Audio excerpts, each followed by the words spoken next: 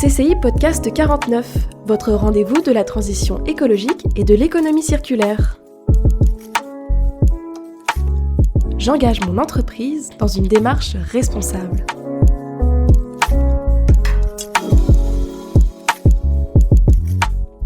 Johan Béziot est installé derrière son bureau flambant neuf, au cœur de la zone industrielle de Cholet. Il a créé son entreprise AGEV Solutions en 2017 avec son associé Mathieu Lemeur. Ils sont paysagistes. Avant de monter sa structure, il travaillait dans une entreprise qui s'occupait des entretiens des voies ferrées de la SNCF ou des sites de production d'EDF. Par an, il déversait 2000 litres de glyphosate, un puissant désherbant. Aujourd'hui, avec AGEV Solutions, il a signé la charte zéro pesticide de la CCI du Maine-et-Loire. Johan Béziot, bonjour. Bonjour. Il y a quelques jours, le 11 mars 2021, l'association Génération Future a publié une carte de France des tonnages d'achat de pesticides par département.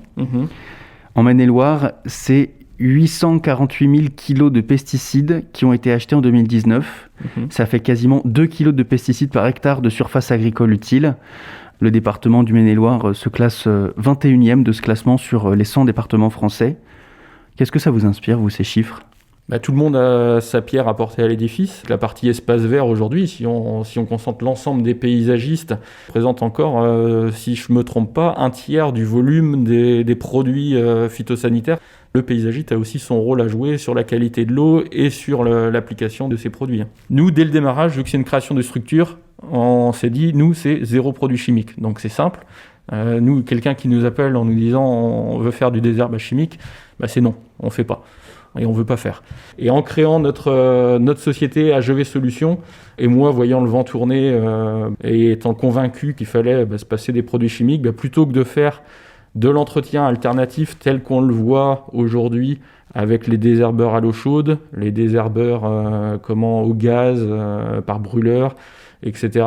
Moi j'étais convaincu que le curatif c'était pas forcément la solution, mais plutôt de partir sur du préventif. Et nous ce qu'on appelle par préventif, c'est repenser l'aménagement dans sa globalité pour se passer des produits chimiques.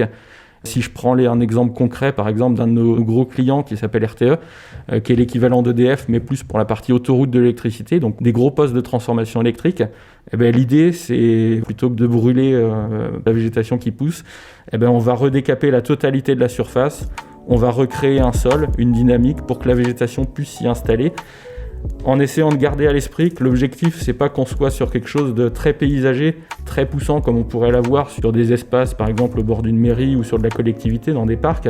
Nous, l'objectif, c'est que ça pousse le moins possible, mais qu'on reste quand même sur une végétalisation.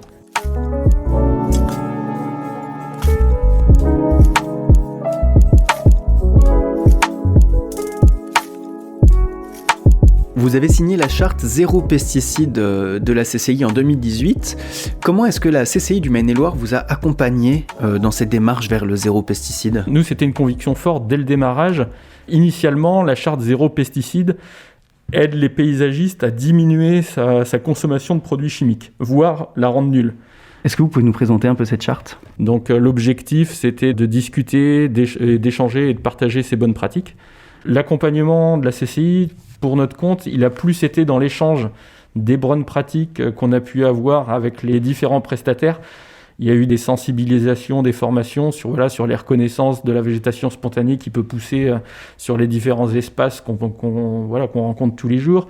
Il y a eu de la formation sur des vivaces, donc des plantes couvre-sol qui permettent de se planter dans des massifs et de recouvrir assez vite la surface du sol, de façon à éviter de ne plus laisser de place à la végétation spontanée de venir pousser dans ces espaces-là. L'idée, c'est de mettre en commun, de remonter justement le retour d'expérience de chacun de façon à grouper et de partager ces bonnes expériences pour les mettre en pratique après chacun de notre côté sur nos chantiers.